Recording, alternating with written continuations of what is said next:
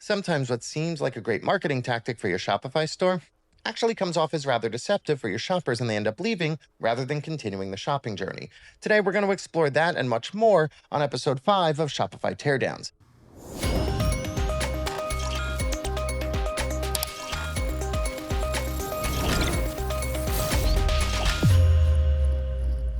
Let's jump right in. On today's episode, we're going to review a store from Redditor Poke19. They have a coffee website, so let's open here. And the very first thing that I notice is the immediate 10% off pop-up, and a few things about that. You're going to get a lot of conflicting information here. A lot of people are going to tell you that it's great. Yes, you want to collect their email address, but you know where else you can collect their email address? When they make a purchase. Having this pop up immediately, you haven't even given them the opportunity to explore your site yet. So my recommendation would be, if you have this at all, to make sure that it's timed after they scroll and have time to explore your page. So let's close out of here. The next thing is this pop-up down here asking if I need help for this Rostica, probably AI bot. The two first things that I noticed when I landed on this page have immediately distracted me from the buying journey, which is the opposite of what you want them to do. When someone lands on your homepage, you want to give them one clear signal, one thing that you want them to do next, which would be to continue the shopping journey. So my next quick recommendation for the store would be, for now, get rid of that pop-up in the bottom that lets them explore. It's a cool gimmick, and it becomes useful at volume, but not at the level that you're at right now. Now, before I even scroll, the next thing that I want to look at is the hero section. From the description that you have in Reddit, and from the name of the store, it seems that you sell coffee beans. And it says, roast it your way, start with the world's best green beans. Now, is that coffee? Because to me, when I think green beans, I'm thinking, green beans, like the vegetable that I eat with my dinner. Nothing in the top right here, this whole section above the scroll, nothing here tells me what you sell. Not clearly, at any rate. The hero, it has one job, and that's to continue the shopping journey forward. And in order to do that, it needs to do three things. It needs to tell the shopper immediately and clearly what you sell, what they get from it, and what you want them to do next. And in this instance, your hero section is just not doing that, because if I didn't know from the rosticacoffee.com domain that you sell coffee beans, I would have absolutely no idea what it is that you sold. So let's continue down the page a little bit. And now we get, the world's single origin, Arabica, I don't know how to say that, but coffee beans. Sourced from the world's finest farms, green coffee, roasted coffee, and merchandise. So I'm assuming these are collections. I'm not going to click yet. Not sure where to start. Let's try our sampler pack. I have a great. So it took me 3 sections. I went through my hero. I went through what I believe could possibly be a collection listing. And now, not sure what to order, try our sampler pack. Choose 4 origins, roast them your way, mix and match, discover the perfect cup. So for first-time shoppers, people landing primarily on your homepage, this should be your hero. This should be what you're pushing them towards, because it gets them in the door to make that first-time order. For something like this, for coffee, for a product that you consume and relies heavily on individual taste, that first order is key, because if they like the product, they are much more likely to come back and make a repeat purchase, and a larger purchase at that. So the job that you have for the first visitor is to get that first purchase. So let's keep going. About us.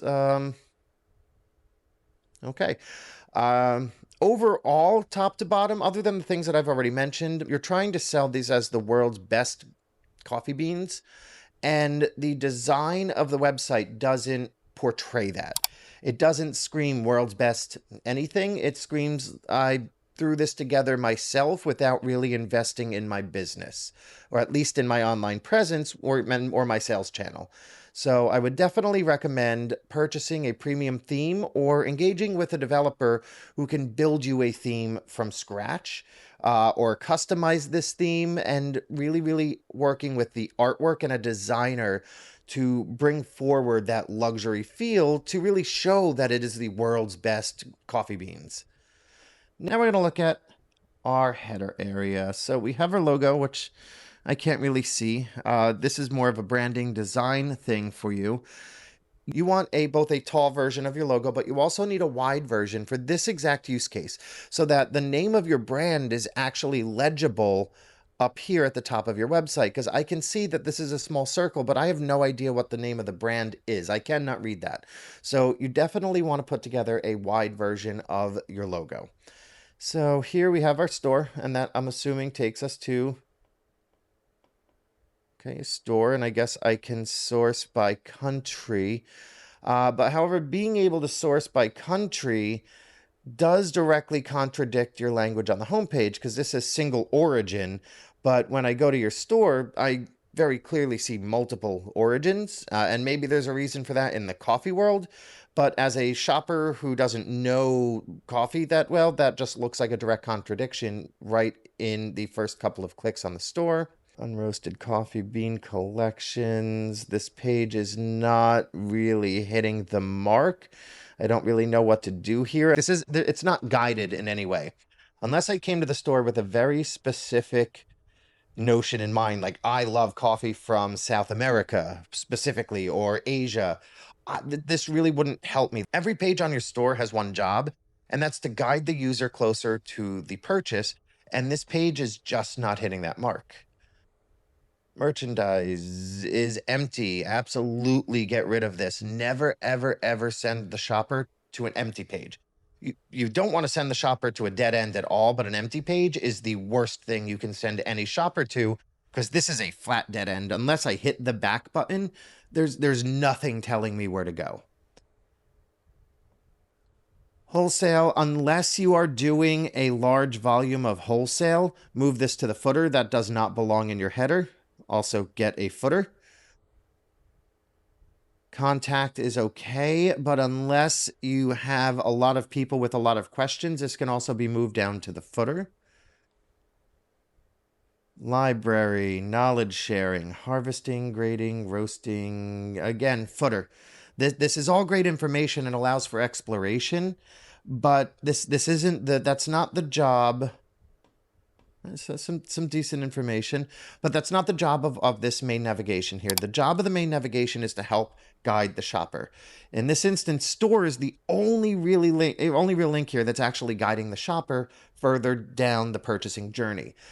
So rather than using the header for all these unnecessary links, maybe break it out by coffee type. Break it out into collections that allow the user to explore, but deeper into your purchase journey. Now let's take a look at a product detail page. So something here I noticed now this stands out drastically and not in a good way. Now, while I know this is from $7.25, but the price I see here makes it look like I can get these beans for relatively cheap. Two things. The first one here is, you've already said these are the world's most premium beans, so why would they be so cheap? You're devaluing the product itself by even showing that it's that cheap. And the second thing, from $7.25, but as soon as I hit the page, it's $50. That's not even a little bit of an increase. That's a massive jump. Can you see how that could be seen as a little bit deceiving for the customer? Also, I could see from $8.87 a pound, right? And down here, this is where I finally see that $7.25. So here it just says from $7.25, but that's per pound. And they can't buy a per pound bag. They could buy a 20-pound bag to get that particular price. So because of that massive discrepancy in what they see here on this collection page and what they see on the product detail page, right there, you are losing, I want to say 99% of your shoppers, because it's misleading. And I think right there, I don't need to go any further into the site. Your biggest win, the biggest thing you should be working on this week is fixing that. Make sure that it says as low as $49.19, because that is the lowest quantity that I can purchase on this particular product. Let's continue though. Let's go ahead and add a 20-pound bag to the cart. Here's a missed opportunity. So when I added to cart, I went right to the cart page. Now, the only option is to check out, which is good, but you missed a couple of opportunities as far as upsells to help increase your average order value. We also now took the shopper out of the buying journey. The only way to get back into the buying journey is to click this. This is the worst button on any store. If you have a continue shopping button, you need to get rid of it. You need to stop sending your shoppers directly to the shopping cart after they add an item, because the buying journey should always be progressively moving the shopper forward towards checkout.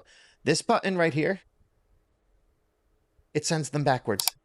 I just sent them backwards in the shopping journey, back to exploration mode. And at that point, that's where your abandoned carts come from. Once they add to cart, that is the moment they've already committed to wanting your product.